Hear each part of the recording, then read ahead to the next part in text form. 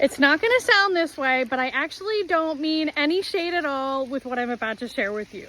And this video, the information that's about to come next, is specifically for people who are breeding chickens, specifically for people who are interested in breeding towards egg colors. If you are a pet chicken owner and you just have chickens for eggs, you can keep, or you can stay. You don't have to keep scrolling, but this information probably couldn't really matter any less for you guys. But for people breeding, people working towards egg color goals, here's what I have to say.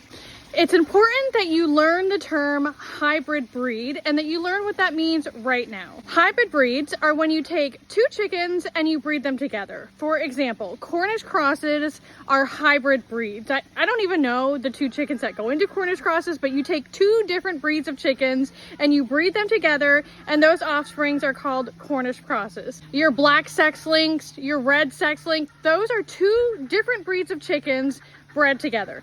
Here's what is important about your hybrid breeds, okay? They don't breed true, which means when you take two first generation offspring from those pairings, from that hybrid breed where you took two different chickens and you bred them together, the babies from those two F1 birds are not going to reproduce the same as that first generation offspring. They don't breed true. Birds that breed true breed the same way in every generation. So of course, all of your like APA, except now I'm not talking about color genetics like blue, black, splash, but we're talking about like Marans, for example, black copper Marans. Every time you breed a black copper Marans to a black copper Marans, you're gonna get black copper Marans. Every time you breed a lavender Americana to a lavender Americana, you're going to get lavender Americana offspring. Okay, so the reason that this is significant for those of us who are breeding for egg color, and this is where I don't mean to throw shade. When you hear these breeds that sound something like Moss Eggers, Spearmint Eggers, Chocolate Eggers, Mystic Marans, Onyx Marans, Rose Egger, like whatever the title may be, these are not real breeds of chickens, okay? It's not to say that these breeders who, and I don't have anybody specifically in mind, I'm just saying like in general. Okay, maybe I do.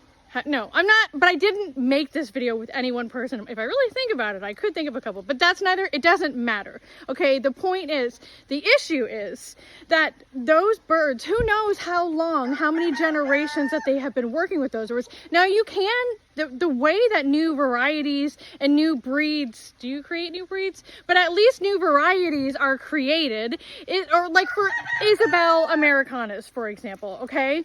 Lunar, who created that variety, which is the color of Americanas, she took lavender Americanas and bred them to wheaten Americanas, and then bred that for those first generation birds back together, and then bred the second generation, like, and she did this, like, it's complicated. I'm not going to go into it all in this video, but long story short, and like those F2 crosses that she crossed together, I think there's something like only something like 6% of those birds were actually the point is it takes generations, like up to like 6+ generations to take those projects, you know, those new varieties and hybrid breeds to ensure that they are breeding true. So Isabel Americanas now, when you breed an Isabel Americana to an Isabel Americana, their offspring will 100% of the time be Isabel Americanas. They breed true. These other birds, Moss Eggers, Spearmint Eggers, Mystic Marans, or whatever, they are hybrids. So their offspring, if you take two Spearmint Eggers and breed them together, their offspring are just going to be a later generation of olive egger. They could even lay brown.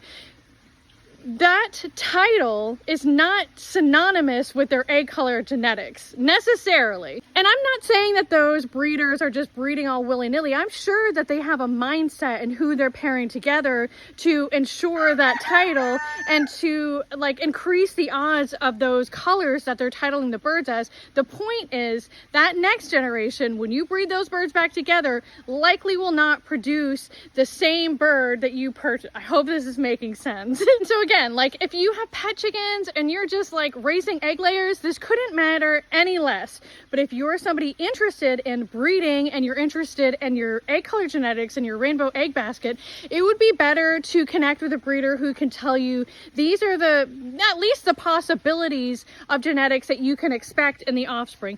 Somebody who could tell you there is a possibility that there will be blue egg genetics in this offspring. The parent of this bird was homozygous for, or like, whatever. You hear what I'm saying. You know, maybe the lesson here is that a conversation for breeders when you're buying birds and hatching eggs, and they're these kind of like unique named birds, you need to ask if these birds breed true or not. I guess that probably would have just been the simple way to say all this.